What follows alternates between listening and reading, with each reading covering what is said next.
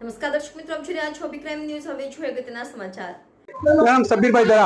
आज क्या कार्यक्रम रखा गया था, किस टाइम पे? आज ये हमारा जो गोपीपुरा के अंदर ख्वाजा गिरवाज वेलफेयर ट्रस्ट का जो हमारा जहाँ पे मेडिकल स्टोर है वो ट्रस्ट की जो ऑफिस है वहाँ पर हमने बहुत सारे प्रोग्राम करे।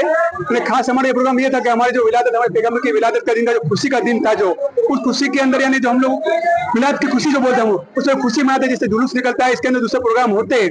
तो हमने पहला प्रोग्राम ये करा कि हमने सूरत शहर के कमोबेश 15 हॉस्पिटलों के अंदर 1200 फूड पैकेट तकसीम करे मरीजों को। इसके बाद दूसरा हमने प्रोग्राम करा यहाँ जो हमारे एहले बैत होती है, जो जिसको हमको यानी सरकार के यानी आल कहते हैं, उनको 63 किट अनाज की दी ताकि वो लोग भी खुशी में शामिल हो सके। और इसके बाद हमने आज जो जुलूस जो निकलने वाला था वो जुलूस के अंदर जो प्रोग्राम जो था शाम का था, मगर प्रशासन ने जो हमारी इजाजत दी गई थी सुबह की जो 11 से 5 का जो टाइम रखा गया था, जो हम उसका भी तहे दिल से शुक्रिया अदा करते हैं। उन्होंने जो निकालने की जो परमिशन दी उस जुलूस के अंदर हम लोगों ने यहाँ पे लंगर खाने साबिर दिया, मैंने खाने का इंतजाम रखा है लोगों के लिए ताकि लोग खाना खा सके।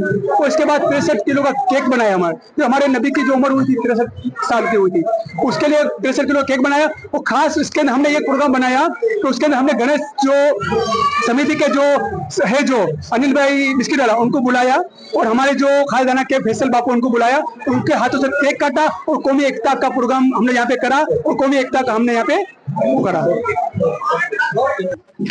जी આજે जुलूस નીકળી રહ્યા છે, કેવી રીતનો માહોલ છે?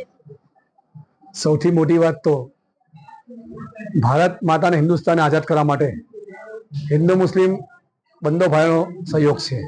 અને વિશેષ યાદ કરીશ અસ્ફાકુલ્લા ખાનને, જેઓ ભારતને આઝાદ કરવા શહીદ ફાંસીને સજા પર ગયા હતા। એટલે આ ભારત માતાને આઝાદ કરવાનું જો શ્રેય હોય તો દરેક ધર્મને છે। અને આજે કોમી એકતાના એક પ્રતિક રૂપે આજે હઝરત મોહમ્મદ પેગમ્બર સાહેબના 1453માં જન્મદિવસ નિમિત્તે અહીંયા મને બોલાવ્યો અને મેં સાથે એમની સાથે એમની ઉજવણીમાં જન્મદિવસ નિમિત્તે ઉજવણી કેકની કટિંગ કર્યું હતું।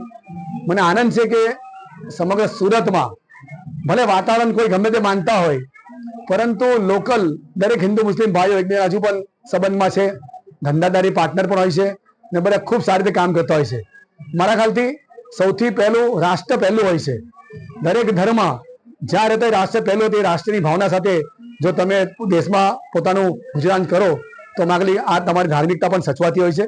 મને વિશ્વાસ છે કે આજે આ લોકો અહીંયા પોતાનું કાર્ય કરે છે, પરંતુ આવતીકાલે ભગવાન ગણેશજી વિસર્જન ત્યારે તેઓ પાણી પરબ પર લગાવીને પોતાની શુભેચ્છા લોકોને આપવાના છે।